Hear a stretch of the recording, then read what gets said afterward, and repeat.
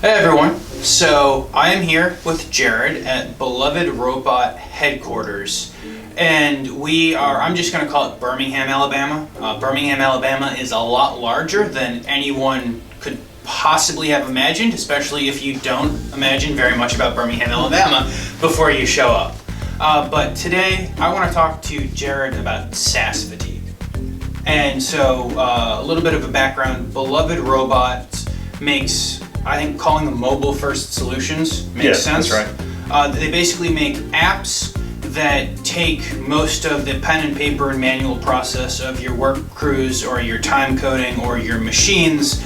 They put it in easily understandable format so that anyone can literally use them, and then give it to you in usable data that makes sense. Yeah, that's right. Okay.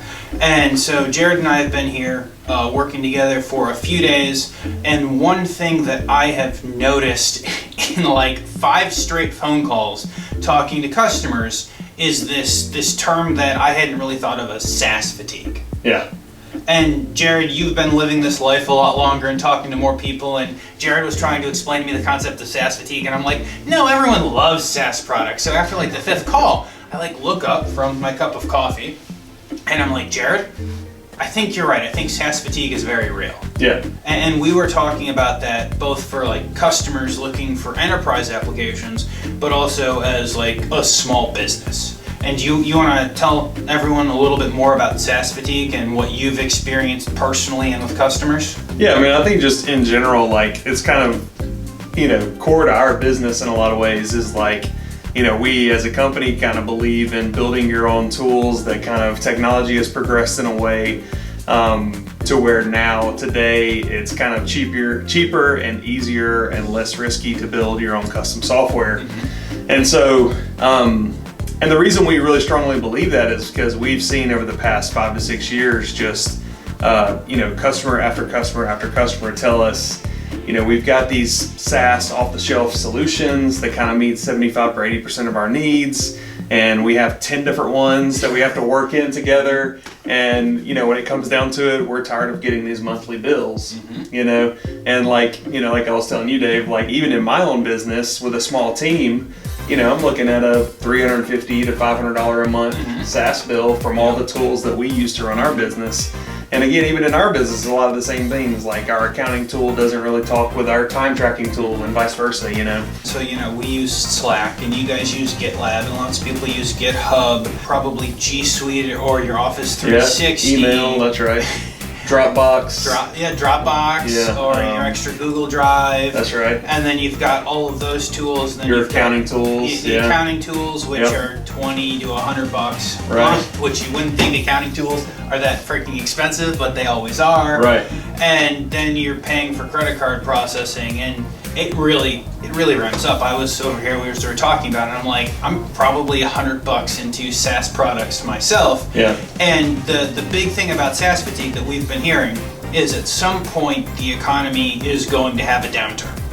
And SaaS products are going to be the easiest, quickest products that people are going to cut, because the question is, you're a large multi-$100 million company, you're spending $50, $60, $75, $100,000 a month on SaaS products because you've got 5,000 or 10,000 employees, and then it quickly becomes, okay, do I find a way to cut some of these SaaS products, or do I lay off 5, 10, 20 people? And most companies that we talk to would prefer to find ways to cut costs than to get rid of people. Over the past 15 years, like this software as a service movement has taken hold, and it's really just flooded the market with so many options, and so I think it's just a matter of even like tools like we've been talking about, like the Adobe suite and some of these, like even Office, to an extent, like, 20 years ago, a company would buy 500 office licenses, and they would hand them out to their employees, and then they were good for 10 years, even if the employees would like to update, that's kind of what you're stuck with. But now they're what's that? But now you're sort of on the hook. All these companies have successfully kind of conned us all into getting on these subscription services. So, in general, I think I agree with Dave. I think that there will be a reckoning one day. I'm not sure what form that'll take. But I do. Maybe it's really any conversation that we have with with our existing customers or new customers, it always comes up. And we're tired of paying Salesforce, we're tired of paying Microsoft. We've even seen a lot of movements of our customers going from using Azure and AWS to moving those services back on premises. I know that seems crazy because there's been such a movement of like, let's get everything to the cloud. Now we're there. Now we've made a mistake. Now let's spend the extra $500,000 and go back to where we were because we've just gotten rid of all of the on-prem servers that we had before. That's right. All these servers we had sitting on site were working just fine for us and we didn't even know it. So because that's the cloud. I mean, that is that is maybe the best sale ever, is this ubiquitous cloud. And okay, we'll send it to the cloud. The cloud is everywhere. The cloud is around us. And then it's like, oh wait, the cloud is just AWS's or Microsoft's servers sitting in server and data farms somewhere. Yeah, I mean, I think the way to look at it is like, just sort of like allow yourself to imagine if like you could replace one or multiple of these SaaS products with your own custom solution that, hey, the first year may cost you a little bit more than what you're paying right now, but over time it's going to be much cheaper. And the efficiency gain and sort of the headache that you're going to lose from building something that's perfectly suited to your business's flow. You know, we've talked about this a lot, like when as an IT director you go out looking for a tool that you need for your team, like you're looking for a tool that's going to be somewhat easy for you to train your team on. But like, what if you didn't even have to do that? What if you had a tool that was built for their existing flow now and they could just pick it up and run with it? You know, I think as these SaaS solutions continue to grow and get more and more expensive, the custom option really becomes available to a lot more people. Definitely. And I think that's a good point to ask the folks what sort of coffee or espresso they are drinking.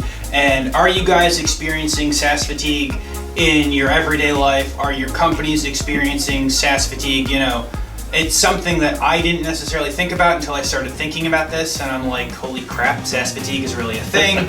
So tell us what you guys think about SaaS fatigue, and catch Jarrod and I next time when we delve a little bit more into Beloved Robot.